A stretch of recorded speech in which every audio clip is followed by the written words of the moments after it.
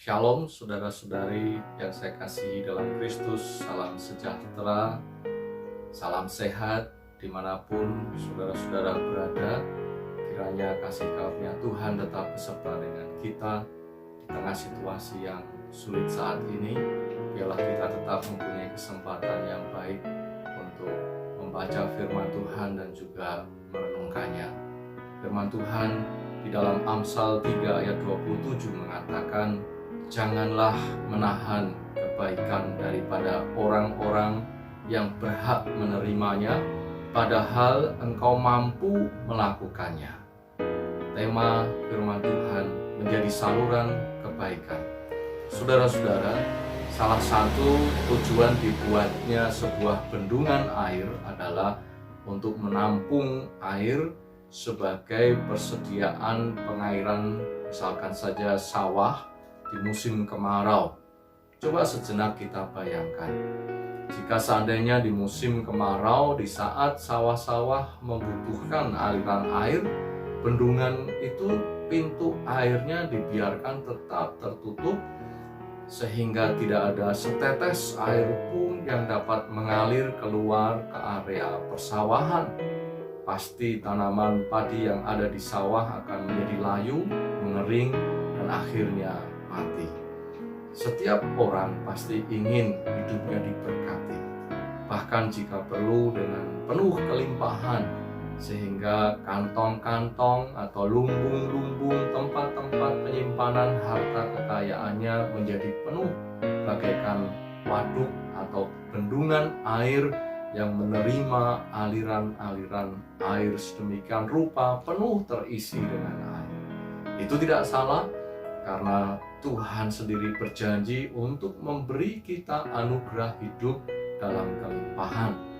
Namun, kita juga harus menyadari bahwa seperti halnya bendungan air itu dibuat bukan untuk dirinya sendiri, tetapi untuk menyalurkan air yang tertampung di dalamnya untuk berbagai macam fungsi atau tujuan. Salah satunya misalnya saja untuk mengairi area persawahan, supaya tanaman padi yang ada di suatu wilayah dapat tetap hidup dan tumbuh dengan subur. Demikian juga dengan kita. Jangan kiranya kita menahan kebaikan daripada orang-orang di sekitar kita yang berhak untuk menerimanya. Jika memang kita diberi kemampuan oleh Tuhan untuk melakukan kebaikan itu, saudara tentu ingat kisah tentang orang kaya dan Lazarus. Janganlah kiranya kita menjadi seperti orang kaya yang membiarkan Lazarus mati di depan rumahnya, sementara dia sebenarnya sangat mampu untuk berbagi berkat dengan Lazarus. Saudara-saudara, hari-hari ini kita semua berada di masa yang sangat sukar. Wabah virus corona membuat situasi ekonomi menjadi sangat sulit. Orang tidak bisa lagi melakukan aktivitas kerja ataupun usaha dengan leluasa. Semuanya serba dibatasi, atau bahkan sama sekali tidak bisa melakukan apa-apa karena memang tempat-tempat usaha tertentu harus ditutup.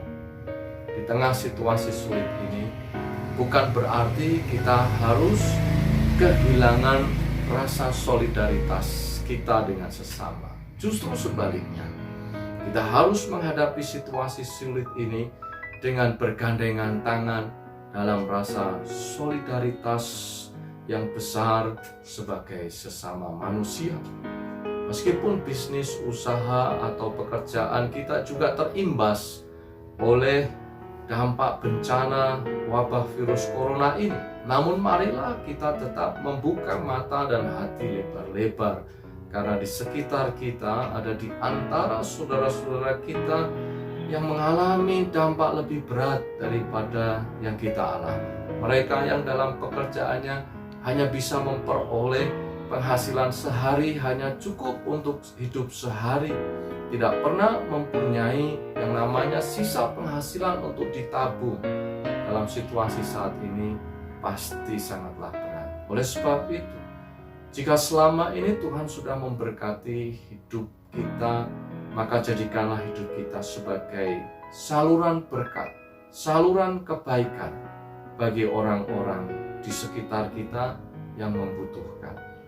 Jangan justru kita di saat sukar, situasi sulit saat ini menimbun bahan makanan sehingga akan membuat harga-harga menjadi semakin tinggi dan membuat orang yang tidak mampu semakin tidak mampu untuk mendapatkannya. Ini akan membuat banyak orang bisa saja mati bukan karena virus corona, tetapi karena kelaparan seperti Lazarus. Ya, kita semua dilanda kesulitan yang sama. Namun biarlah masa yang sukar menjadi masa yang tepat untuk kita berbagi kebaikan.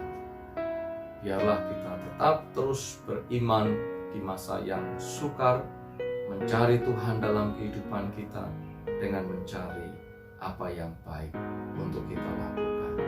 Tuhan